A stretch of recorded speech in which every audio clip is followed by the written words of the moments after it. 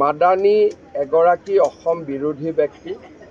অসমৰ মুখ্যমন্ত্ৰী কোন হ'ব বা নহ'ব তাক অসমৰ ৰাইজে সিদ্ধান্ত ল'ব।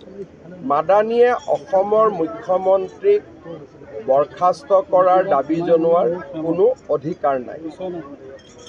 মাদানীয়ে ইয়াৰ আগতেও অসমত যেতিয়া আমি আমাৰ যুৱক যুৱতীসকলক টেট শিক্ষক নিযুক্তি দিছিলোঁ, সেই সময়তো তেখেতে আমাক বাধা দিবলৈ বহুত প্ৰচেষ্টা কৰিছিল আৰু NRCৰ সময়তো তেওঁ অসম বিৰোধী বহু কামত লিপ্ত আছিল।